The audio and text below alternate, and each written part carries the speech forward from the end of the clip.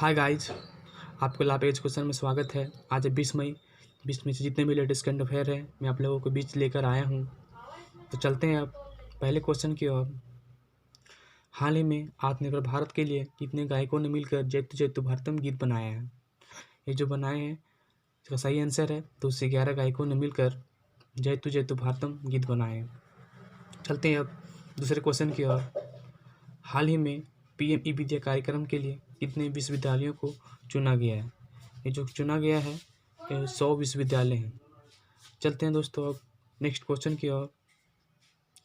हाल ही में किसने बॉल को चमकाने के लिए थूक के इस्तेमाल पर प्रतिबंध लगाया है? ये जो प्रतिबंध लगाए हैं ये आईसीसी क्रिकेट ने लगाए हैं। इनका फुल फॉर्म होता है इंटरनेशनल क्रिकेट काउंसिल। आईसीसी ने किसी भी गेंद पर थूक को नहीं लगाने की मंजूरी दी है। चलते हैं दोस्तों अब नेक्स्ट क्वेश्चन। हाल ही में अलीबाबा के संस्थापक जैक मा ने किस बैंक के बोर्ड से इस्तीफा देने की घोषणा की है? ये जो किए हैं इसका सही आंसर है सॉफ्ट बैंक ने। और ये डीबीएस का फुल फॉर्म होता है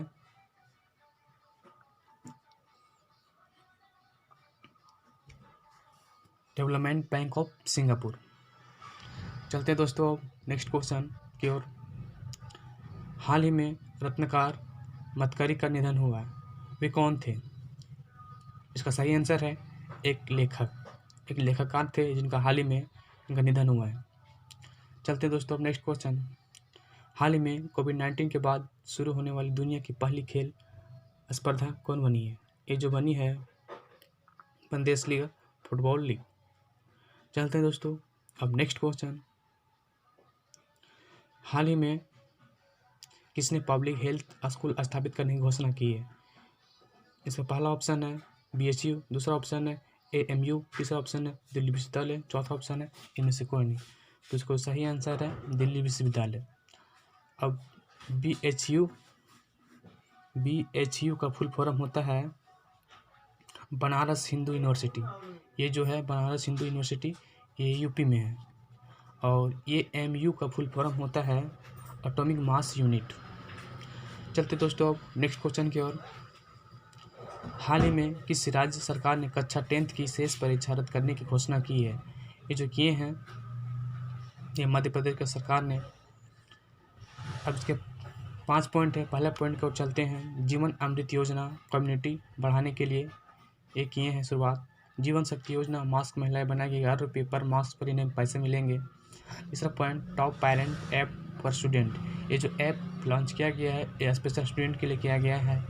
और चौथा पॉइंट संकल्प योजना बुजुर्गों की सहायता प्रदान करने के लिए किया गया है। और पांचवा पॉइंट पुनः मुख्यमंत्री जन कल्याण संबंधी योजना, ये भी बनाई गई हैं योजनाएं। चलते हैं दोस्तों नेक्स्ट क्वेश्चन। हाल ही में WHO के 73वें सत्र में भारत का प्रतिनिधित्व करने किसने किया? तो ये जो किए हैं सही इसका आंसर है डॉक्टर हर्षवर्धन सिंह। अब WHO का फुल फॉर्म होता है वर्ल्ड हेल्थ ऑर्गेनाइजेशन। चलते हैं दोस्तों अब नेक्स्ट क्वेश्चन की ओर। हाल ही में परजीवी कवक की एक नई प्रजाति खोजी गई है। इनका नाम किसके नाम पर रखा गया है? ये जो रखा गया है ये ट्विटर के नाम पर रखा गया है। चलते हैं दोस्तों नेक्स्ट क्वेश्चन।